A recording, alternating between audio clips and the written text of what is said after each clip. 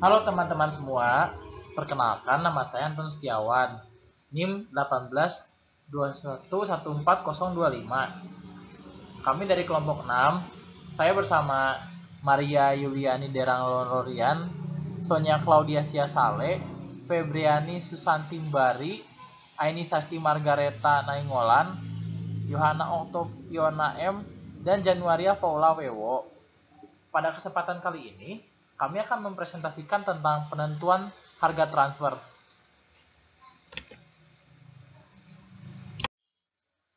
Kali ini saya akan memulai dengan pendahuluan. Salah satu tantangan utama dalam mengoperasikan sistem terdesentralisasi adalah merancang suatu metode akuntansi yang memuaskan untuk transfer barang dan jasa dari pusat laba yang satu ke laba pusat lain.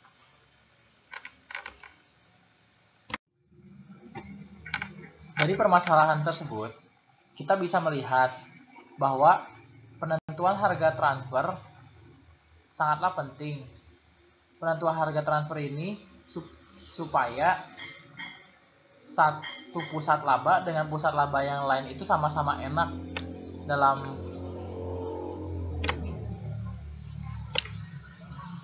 dalam menentukan biayanya. Nah, di sini terdapat tujuan penentuan harga transfer. Apa sih tujuan harga transfer itu? Yang pertama adalah memberikan informasi yang relevan kepada masing-masing unit usaha untuk menentukan imbal balik yang optimum antara biaya dan pendapatan perusahaan. Jadi biaya yang dikeluarkan itu harus dialokasikan secara optimal sehingga meningkatkan pendapatan perusahaan. Yang kedua, menghasilkan keputusan yang selaras dengan cita-cita. Perusahaan profit, cita-citanya itu mengejar keuntungan, atau istilah gaulnya itu cuan. Nah, diperlukan keputusan yang selaras dengan cita-cita perusahaan tersebut. Kalau kita misalkan pengen cuan, berarti kita juga harus membuat atau menghasilkan keputusan yang sejalan juga dengan tujuan kita tersebut. Yang ketiga, membantu pengukuran kinerja ekonomi dari unit usaha individual. Yang keempat, memberikan sistem yang mudah dimengerti dan dikelola. Kegiatan merancang sistem penentuan harga transfer merupakan topik kunci pengendalian manajemen bagi sebagian besar perusahaan. Baik, yang selanjutnya saya akan menjelaskan mengenai metode penentuan harga transfer. Yang pertama di sini ada prinsip dasar. Prinsip dasarnya adalah bahwa harga transfer sebaiknya serupa dengan harga yang akan dikenakan seandainya produk tersebut dijual ke konsumen luar atau dibeli dari pemasok luar. Ketika suatu pusat laba di suatu perusahaan membeli produk dari dan menjual ke satu sama lain, maka dua keputusan yang harus diambil untuk setiap produknya adalah yang pertama, ada keputusan sourcing, dan yang kedua ada keputusan harga transfer. Keputusan sourcing yaitu apakah perusahaan harus memproduksi sendiri produk tersebut atau membelinya dari pemasok luar. Dan untuk keputusan harga transfer, yaitu jika diproduksi secara internal, pada tingkat harga berapakah produk tersebut akan ditransfer antar pusat laba. Yang selanjutnya ada situasi ideal. Situasi ideal ini dibagi ke dalam beberapa kondisi. Yang pertama, ada orang-orang yang kompeten. Secara ideal, para manajer harus memperhatikan kinerja jangka panjang dari pusat tanggung jawab mereka, sama seperti kinerja jangka pendeknya. Yang selanjutnya ada atmosfer yang baik. Semua manajer harus menjadikan profitabilitas sebagaimana diukur dalam laporan laba rugi mereka, sebagai cita-cita yang penting dan pertimbangan yang signifikan dalam penilaian kinerja mereka. Selain itu, mereka harus memandang bahwa harga transfer tersebut adil. Yang selanjutnya ada harga pasar. Harga transfer yang ideal adalah berdasarkan harga pusat normal dan maupun dari produk identik yang sedang ditransfer. Maksudnya di sini, harga pasar mencerminkan kondisi yang sama, seperti kuantitas, waktu pengiriman, dan kualitas, dengan produk yang dikenakan harga transfer. Yang selanjutnya ada kebebasan memperoleh sumber daya. Harus ada alternatif dalam memperoleh sumber daya. Para manajer sebaiknya diizinkan untuk memilih alternatif yang paling baik untuk mereka. Yang selanjutnya ada informasi penuh. Para manajer harus mengetahui semua alternatif yang ada, serta biaya dan pendapatan yang relevan dari masing-masing alternatif tersebut. Dan yang terakhir ada negosiasi. Mekanisme kerja yang berjalan lancar harus ada untuk melakukan negosiasi kontrak antar unit usaha. Selanjutnya, saya akan membahas tentang hambatan-hambatan dalam perolehan sumber daya. Yang pertama ada pasar yang terbatas. Dalam berbagai perusahaan, pasar bagi pusat laba penjual atau pembeli dapat saja sangat terbatas. Ada beberapa alasan akan hal ini. Alasan yang pertama yaitu keberadaan kapasitas internal dapat membatasi pengembangan penjualan eksternal. Jika sebagian perusahaan besar dalam suatu industri sangatlah terintegrasi seperti pada industri kertas, maka ada kecenderungan akan adanya kapasitas produksi yang sedikit independen untuk produk-produk tingkat menengah. Jadi para produsen ini hanya dapat menangani jumlah yang sedikit dari permintaan konsumen yang lain. Yang kedua, jika suatu perusahaan merupakan produsen tunggal dari produk yang terdiferensiasi dan tidak ada sumber daya dari luar. Dan yang ketiga, jika suatu perusahaan telah melakukan investasi yang besar, maka perusahaan cenderung tidak akan menggunakan sumber daya dari luar kecuali harga jual di luar mendekati biaya variabel perusahaan. Hambatan yang kedua yaitu kelebihan atau kekurangan kapasitas industri. Jika pusat laba penjualan tidak dapat menjual seluruh produk ke pasar bebas, atau dengan kata lain, ia memiliki kapasitas yang berlebih. Perusahaan mungkin tidak akan mengoptimalkan labanya jika pusat laba pembelian membeli produk dari pemasok luar, sementara kapasitas produksi di dalam masih memadai. Dan sebaliknya, jika pusat laba pembelian tidak dapat memperoleh produk yang diperlukan dari pihak luar, sementara pusat laba penjualan menjual produknya kepada pihak luar. Situasi tersebut terjadi ketika terdapat kekurangan kapasitas produksi di dalam industri. Dalam kasus ini, keluaran atau output dari pasar laba pembelian terhalang dan lagi-lagi laba perusahaan tidak dapat optimal. Selanjutnya, harga transfer berdasarkan biaya. Jika harga kompetitif tidak tersedia, maka suatu harga transfer dapat ditentukan berdasarkan biaya ditambah laba. Meskipun harga transfer semacam ini sangat sulit dihitung dan hasilnya kurang memuaskan dibandingkan dengan harga yang berbasis pasar. Dua keputusan yang harus dibuat dalam sistem harga transfer berdasarkan biaya yaitu, yang pertama bagaimana menentukan besarnya biaya, dan yang kedua bagaimana menghitung markup laba. Pertama, saya akan membahas tentang basis biaya. Basis yang umum adalah biaya standar. Biaya aktual tidak boleh digunakan karena faktor inefisiensi produksi akan terlewatkan bagi pusat laba pembelian. Jika biaya standar yang digunakan, maka dibutuhkan suatu insentif untuk menetapkan standar yang ketat dan meningkatkan standar tersebut. Yang kedua, markup laba. Dalam menghitung markup laba, juga terdapat dua keputusan, yaitu yang pertama, apa basis markup laba tersebut, dan yang kedua, tingkat laba yang diperoleh. Basis yang paling mudah dan umum dipergunakan adalah persentase biaya. Meskipun demikian, jika basis tersebut digunakan, maka tidak ada akun modal yang dibutuhkan. Basis yang secara konsep lebih baik adalah persentase investasi. Tapi, menghitung investasi untuk diaplikasikan kepada setiap produk yang dihasilkan dapat menyebabkan permasalahan teknis. Jika menggunakan basis biaya historis suatu aset, maka fasilitas baru yang dirancang untuk mengurangi harga dapat meningkatkan biaya sebenarnya. Biaya tetap dan laba hulu. Laba penetapan harga transfer dapat menimbulkan permasalahan yang cukup serius dalam perusahaan yang terintegrasi. Pusat laba yang pada akhirnya menjual produk ke pihak luar mungkin tidak menyadari jumlah biaya tetap dan laba bagian hulu yang terdapat dalam harga pembelian internal. Metode-metode yang digunakan untuk mengatasi masalah. Yang pertama, persetujuan antar unit usaha. 2. Dua langkah penentuan harga. 3. Pembagian laba. 4. Dua kelompok harga. Persetujuan antar unit usaha. Beberapa perusahaan membuat mekanisme formal di mana wakil-wakil dari unit pembelian dan penjualan bertemu secara berkala untuk memutuskan harga penjualan ke pihak luar. Pembagian laba untuk produk-produk dengan biaya tetap dan laba pembagian hulu yang signifikan. Kemudian dua langkah penentuan harga. Cara lain untuk mengatasi masalah ini adalah dengan membuat harga transfer yang meliputi dua beban. Pertama, untuk setiap unit yang terjual. Yang kedua, pembebanan biaya berkala. Salah satu atau kedua komponen tersebut harus memasukkan margin laba. Kemudian hal-hal yang harus diperhatikan dalam menerapkan metode penentuan harga dua langkah. Pertama, pembebanan biaya per bulan. Yang kedua, pertanyaan mungkin akan timbul mengenai keakuratan alokasi investasi dan biaya.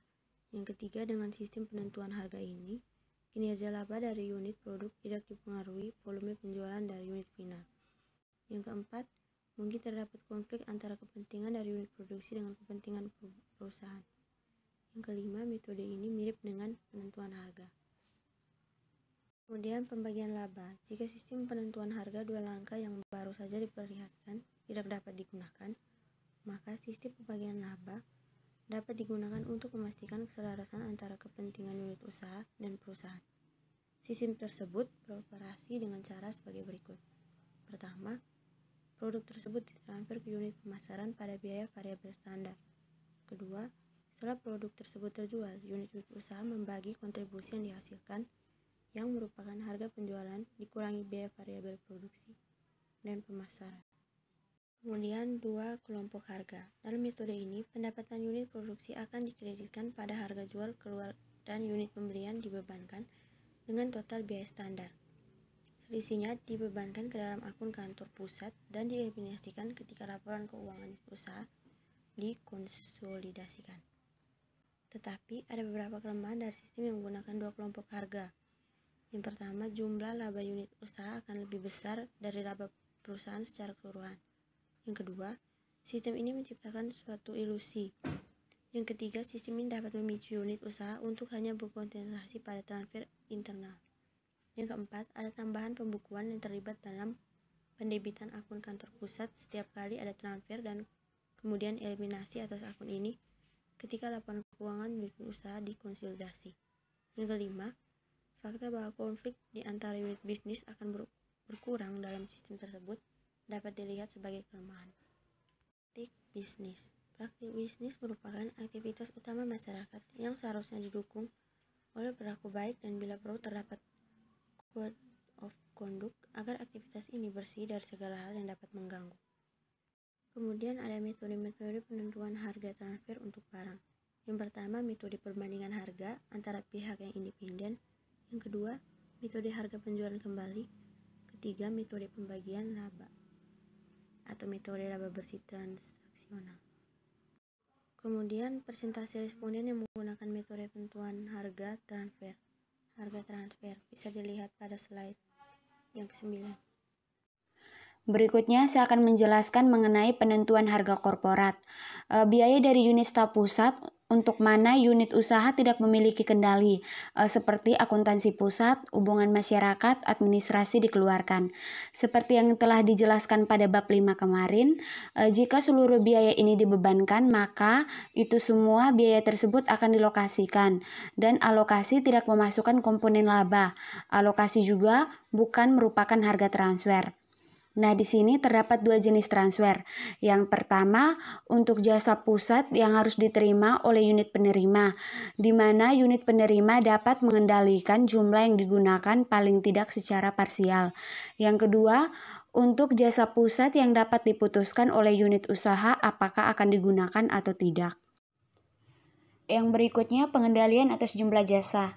Unit usaha harus menggunakan staf korporat untuk jasa-jasa seperti teknologi informasi, serta riset dan pengembangan.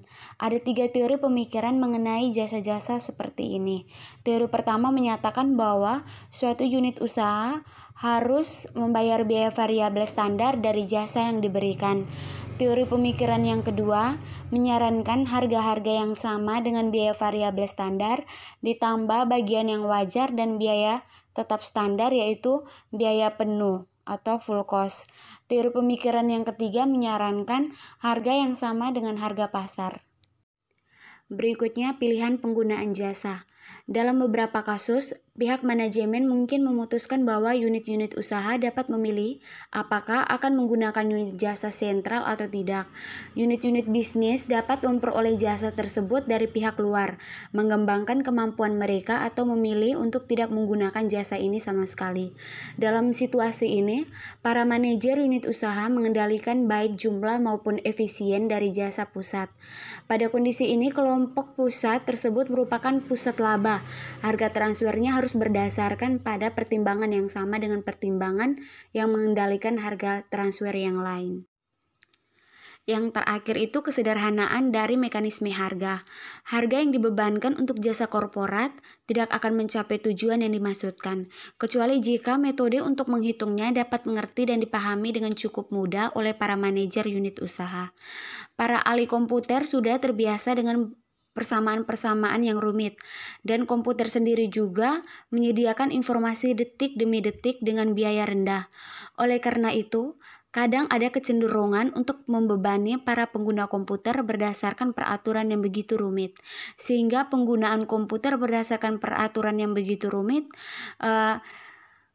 jika mereka memutuskan untuk menggunakan komputer untuk aplikasi tertentu atau alternatifnya untuk menghentikan aplikasi yang sekarang. Peraturan-peraturan yang semacam ini merupakan sesuatu yang kontraproduktif. Yang berikutnya, administrasi harga transfer.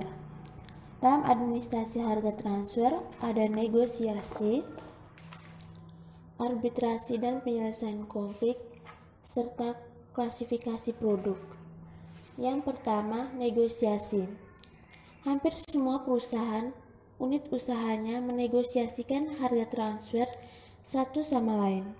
Maksudnya, harga transfer yang tidak ditentukan oleh kelompok staf pusat. Satu alasan yang paling penting untuk hal ini adalah kepercayaan bahwa dengan menetapkan harga jual dan mencapai kesepakatan atas harga pembelian yang paling sesuai merupakan salah satu fungsi utama dari manajemen lini atau lini manajemen. Yang berikutnya, arbitrasi dan penyelesaian konflik. Bagaimanapun rincinya, peraturan penentuan harga atau price ruler, mungkin ada kasus di mana unit-unit usaha tidak dapat menyetujui harga tertentu. Untuk alasan tersebut, suatu prosedur harus dibuat untuk memenuhi arbitrasi harga transfer. Terdapat tingkat formalitas yang luas dalam arbitrasi harga transfer. Contoh ekstrimnya adalah menyarankan tugas untuk menengahi arbitrasi kepada seorang eksekutif saja. Wakil presiden keuangan atau wakil presiden eksekutif misalnya yang berbicara kepada para manajer unit usaha yang terlibat dan kemudian langsung menetapkan harga. Berikutnya, klasifikasi produk. Besar dan formalitas dari perolehan sumber daya dan peraturan menentukan harga transfer tergantung pada jumlah transfer dalam perusahaan dan ketersediaan pasar serta harga pasar. Beberapa perusahaan membagi produknya ke dalam dua kelas. Yang pertama, kelas 1 meliputi seluruh produk untuk mana manajemen senior ingin mengendalikan perolehan sumber daya. Produk ini biasanya merupakan produk-produk yang bervolume besar, produk-produk yang tidak memiliki sumber dari luar, dan produk-produk yang produksinya tetap ingin dikendalikan oleh pihak manajemen demi alasan kualitas atau alasan tertentu. Yang berikutnya, kelas 2 meliputi seluruh produk lainnya. Secara umum, ini merupakan produk-produk yang dapat diproduksi di luar perusahaan tanpa adanya gangguan terhadap operasi yang sedang berjalan. Produk-produk yang volumenya relatif kecil diproduksi dengan peralatan umum peralatan umum atau general purpose equipment. Produk-produk kelas 2 ditransfer pada harga pasar. Saya atas nama Febriani Susanti Mbari, NIM 182114159 akan melanjutkan mengenai contoh kasus metode kompani. Divisi penggilingan metode kompani menggiling gandum dan memproduksi variasi produk konsumen dari divisi tersebut. Hasilnya didistribusikan sebagai berikut. Yang pertama, kurang lebih 70% ditransferkan ke divisi produk konsumen dan dipasarkan oleh divisi melalui toko retail. Divisi produk konsumen bertanggung jawab pada barang ini dari mulai penggepakan barang tersebut. Kemudian ditangani bagian gudang, pengiriman, penggilingan, dan pengumpulan, sebaik periklanan dan promosi penjualan yang terkait. Yang kedua, kurang lebih 20% telah dijual oleh divisi penggilingan seperti tepung untuk digunakan pada industri besar. Yang ketiga, kurang lebih 10% tepung telah ditransfer ke divisi produk konsumen dan dijual oleh divisi tersebut pemakai industri yang terkait, tetapi dalam industri yang berbeda, kemudian dilayani langsung oleh divisi penggilingan. Perhitungan ukuran dan pengepakan satu unit, ada beberapa ratus produk dalam satu macam dipasarkan oleh divisi produk konsumen. Persentase laba kotor pada produk ini sangat tinggi dari tepung yang dijual pada pemakaian industri. Terigu dijual oleh grain departemen yang telah dipisahkan dari divisi penggilingan. Harga terigu mengalami fluktuasi yang besar dan sering sekali terjadi. Bahan-bahan lain dan peralatan telah dibeli oleh divisi penggilingan.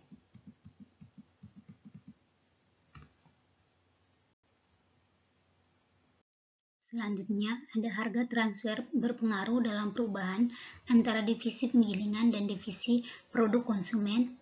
Ada 3 alasan mendasar adalah, yang pertama, seperti dalam beberapa proses industri, biaya unit kurang berarti ketika gedung-gedung dioperasikan pada kapasitas. Divisi penggilingan menyatakan bahwa divisi produk konsumen tidak bisa memenuhi volume kapasitas pengisian. Tambahan volume ini akan menguntungkan perusahaan, meskipun hal tersebut mengurangi rata-rata profit margin divisi produk konsumen.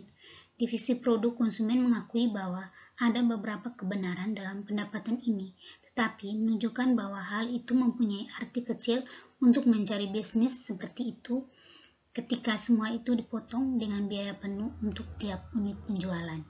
Yang kedua, ada divisi produk konsumen mengeluh karena meskipun dikenai potongan untuk 75% investasi dalam divisi penggilingan, hal itu tidak mengikut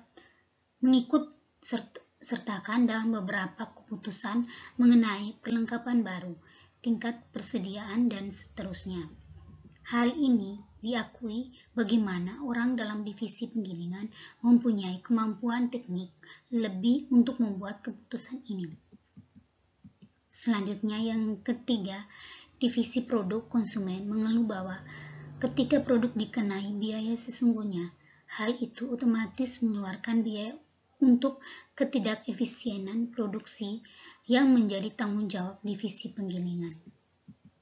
Suatu studi penelitian telah membuat kemungkinan hubungan harga transfer dengan harga pasar atau potongan harga oleh divisi penggilingan pada konsumen industri tersebut karena perbedaan dalam komposisi produk. Bagaimanapun, kemungkinan ini mendefinisikan di luar aturan.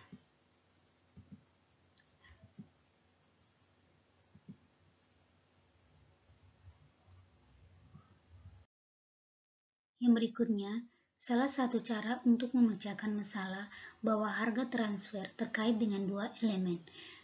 Poin A, standar potongan bulanan yang menggambarkan divisi produk konsumen diharapkan mampu mencukupi biaya non-variabel overhead ditambah. Poin B, potongan ekuivalen per unit untuk bahan yang dipakai, tenaga kerja, dan biaya overhead varian yang digunakan untuk sebagai unit yang digiling. Investasi tidak akan lama dialokasikan pada divisi produk konsumen. Justru, standar keuntungan akan dimasukkan dalam perhitungan potongan tiap bulan. Selanjutnya, ada biaya overhead non-variabel bulanan dipotong secara tahunan. Hal tersebut terkait akan dua hal. Yang pertama, pembagian anggaran biaya overhead non-variabel divisi penggilingan menggambarkan pembagian produk yang diestimasi untuk ditransfer ke divisi produk konsumen sekitar 80%. Jumlah ini berkisar akan berubah hanya jika perubahan dalam tingkat upah atau bagian signifikan lain yang tidak terkendali selama setahun. Yang kedua, pengembalian 10% dalam pembagian yang sama pada investasi divisi penggilingan. Ini lebih tinggi dari pengembalian yang diperoleh divisi penggilingan dalam penjualan pada penggunaan barang dan industri.